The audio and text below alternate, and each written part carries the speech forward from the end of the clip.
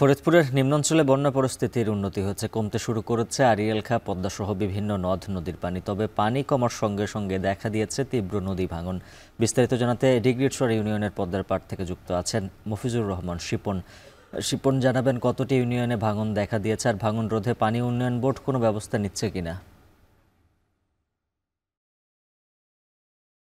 আপনি জানেন যে গত 15 দিন যাবত পানি বাড়ার পরে কিন্তু গত 3 দিন হলো পানি কিন্তু ডাউন অর্থাৎ নামা শুরু করেছে। এর ফলে কিন্তু নদীতে স্রোত বেড়েছে এবং নদী কিন্তু ভাঙন প্রবল আকারে দেখা দিয়েছে। বিশেষ করে পদ্মা, আড়িয়াল খাঁ এবং মধুমতি নদীর বিভিন্ন অংশেই কিন্তু ভাঙন হচ্ছে। আমি কথা বলেছিলাম ফরিদপুর পানি উন্নয়ন বোর্ডের নির্বাহী প্রকৌশলী রাকিব হোসেনের সঙ্গে। তিনি বলেছেন যে এই মুহূর্তে জেলার কমপক্ষে 15 থেকে 17টি স্পটের নদী ভাঙছে। তবে অধিক জনগুরুত্বপূর্ণ চিহ্নিত করে আমরা জেলার 5টি ইউনিয়নের 6 থেকে 7টি জায়গায় কিন্তু জরুরি ভাবে বালুভর্তি জিওব্লক ফেলে ভাঙন প্রতিরোধের চেষ্টা করছি।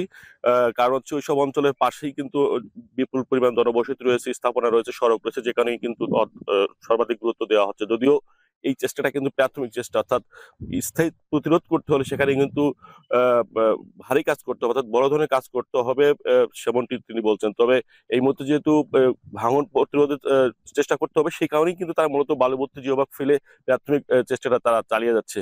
অন্যদিকে বলতে হয় যে পানি নামার পর কিন্তু চরাঞ্চল এবং যেসব অঞ্চলে পানি প্রবেশ করেছিল সেসব অঞ্চলে কিন্তু বিভিন্ন ধরনের রোগ বালাই দেখা দিয়েছে এবং সেখানে কিন্তু মানুষের সাথে কথা বলেছি, সেখানে মানুষ বলছে যে এখন স্যাঁতসেঁতে একটি পরিবেশ এবং কাদা এবং পাশাপাশি কিন্তু মানুষের রোগ হচ্ছে, ঠান্ডা কাশিতে পাশাপাশি কিন্তু চুলকানিও ব্যাপক হারে দেখা দিয়েছে, এমনটি বলেছেন। আমি এই প্রসঙ্গে কথা বলেছিলাম ফরিদপুরের সিভিল সার্জন ডাক্তার মাহমুদুল হাসানের সঙ্গে। তিনি বলেছেন যে কমিউনিটি ক্লিনিক এবং ইউনিয়ন স্বাস্থ্য ক্লিনিকের মাধ্যমে কিন্তু আমরা বিভিন্ন ধরনের সেবা দেওয়ার চেষ্টা করছি। তবে চরাঞ্চল দুর্গম হওয়াতে সেখানে কিন্তু সেবা দেওয়াতে কিছুটা ব্যত্যয় ঘটছে, এমনটি বলছেন।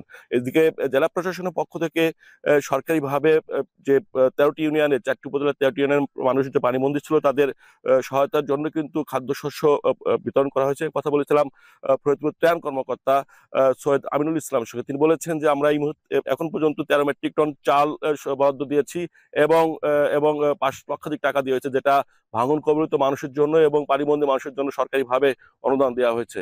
তো জল ফরিদপুরের পানি কমার সর্বশেষ খবরাখবর এটিই ছিল।